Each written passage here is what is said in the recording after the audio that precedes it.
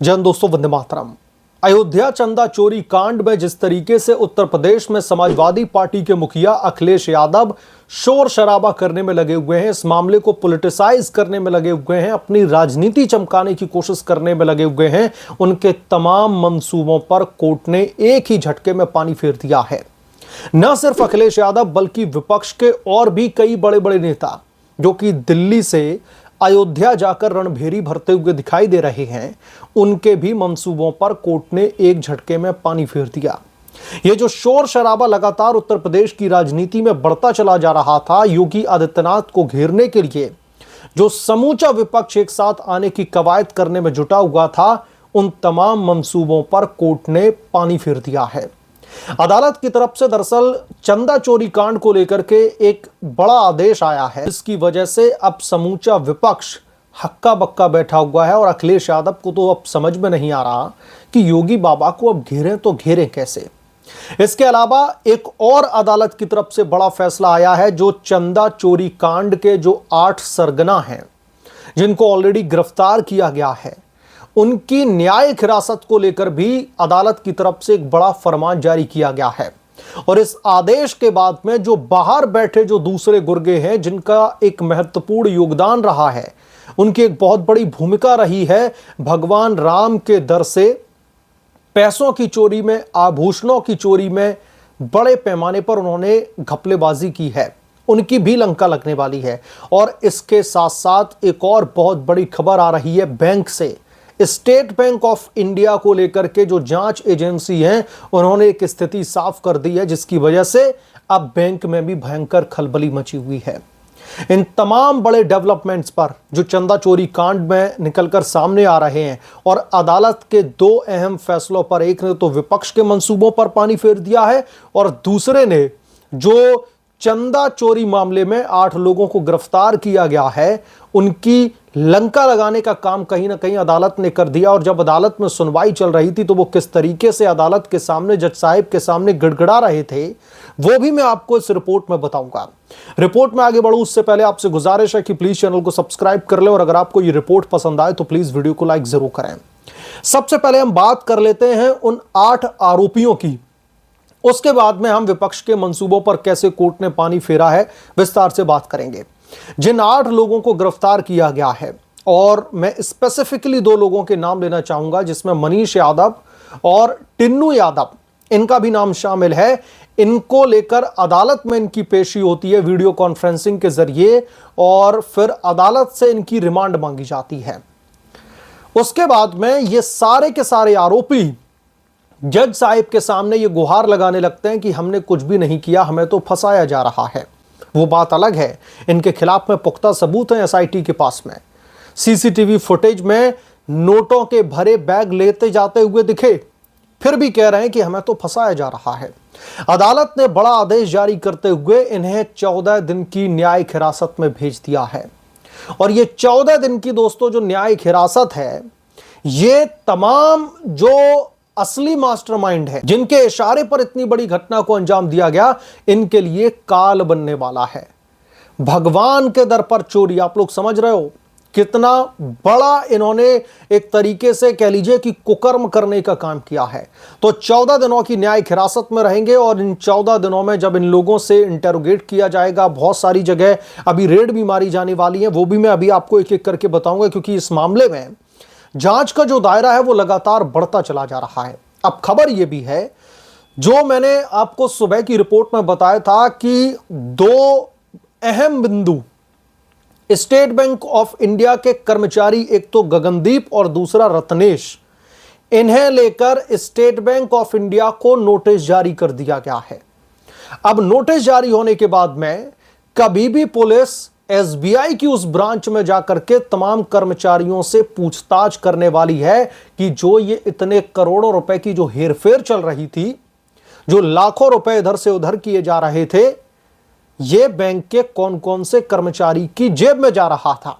इसलिए इंटेरोगेशन के लिए कभी भी उस ब्रांच का दरवाजा खटखटाया जा सकता है। इसकी जानकारी उत्तर प्रदेश की पुलिस की तरफ से दी जा चुकी है कि अब वो जांच का दायरा बढ़ाते हुए अब उस हर इंसान को इंटेरोगेट करेंगे जहां पर भगवान राम के दान के पैसे डकारने की सुई जाएगी। और इतना ही नहीं, जो ये 8 आरोपी जिनको गिरफ्तार किया गया और आज 14 दिन की न्यायिक हिरासत में भेजा गया है, इनके तमाम रिश्तेदारों को भी हिरासत में लेकर के पूछताछ की गई है। एक एक करके सबका हिसाब किया जा रहा है। अब अदालत के एक और बड़े फैसले की दोस्तों बात कर लेते हैं। ये अदालत का फैसला जो आया है, आप लोग यकीन मानिए कि राजनीतिक गलियारों में ऐसा लग रहा है जैसे आसमान सा टूट पड़ा हो। यह शब्द का इस्तेमाल मैं इसलिए कर रहा हूं क्योंकि सुप्रीम कोर्ट ने अपना आदेश पारित करते हुए इन्हीं शब्दों का इस्तेमाल किया।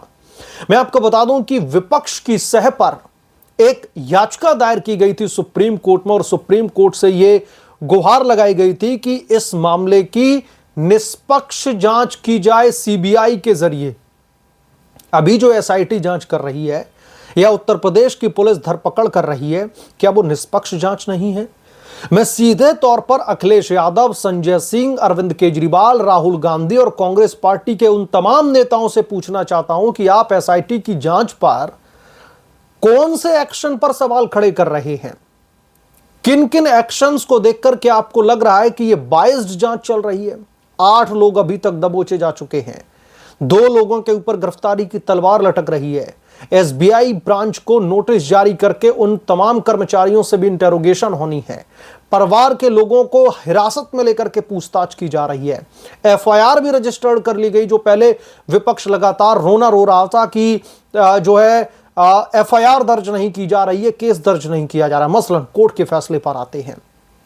कोर्ट में याचिका दायर थी कि सीबीआई के जरिए निष्पक्ष जांच की जाए और त्वरित जांच की जाए। अभी तुरंत इस पर जो है सुप्रीम कोर्ट में सुनवाई की जाए।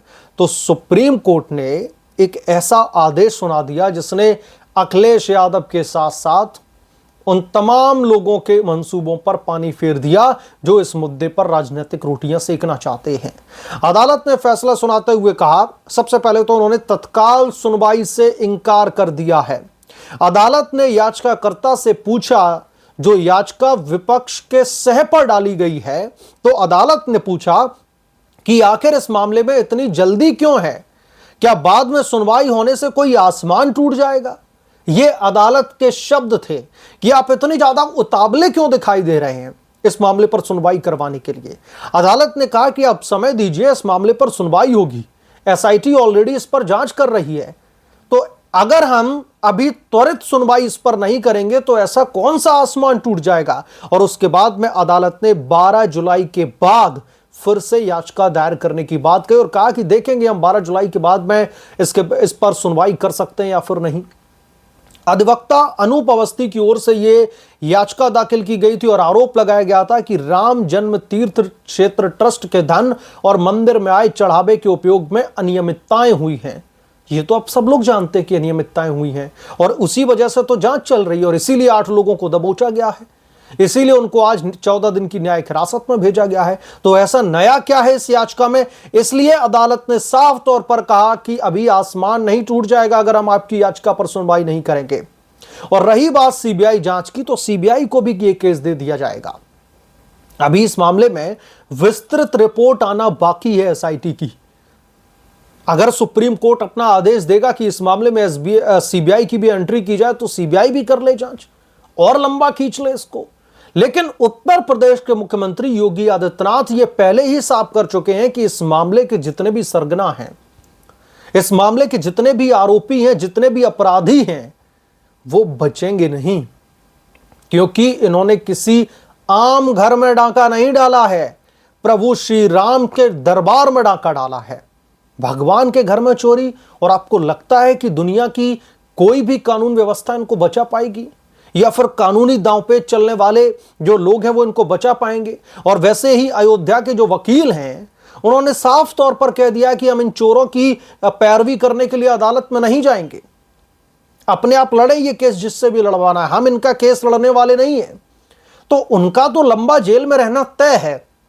लेकिन उत्तर प्रदेश में लाल टोपी वाले जिस तरीके से योगी आदित्यनाथ को बार बार कटघरे में खड़ा कर दे रहे थे, ये उनके मुंह पर जोरदार तमाचा है।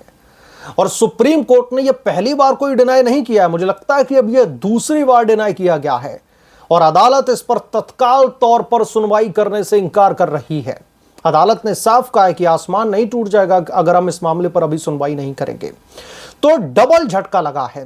पहला, अदालत ने इन 8 के 8 आरोपियों को 14 दिन की न्यायिक हिरासत में भेज दिया है और एसबीआई के जो कर्मचारी हैं उस ब्रांच में नोटिस जारी कर दिया गया है और कभी भी पुलिस उस ब्रांच में जाकर के भी पूछताछ कर सकती है। बहरहाल इस मामले पर आप क्या सोचते हैं, आपकी क्या राय है, हमें कमेंट करके जरूर बताएं।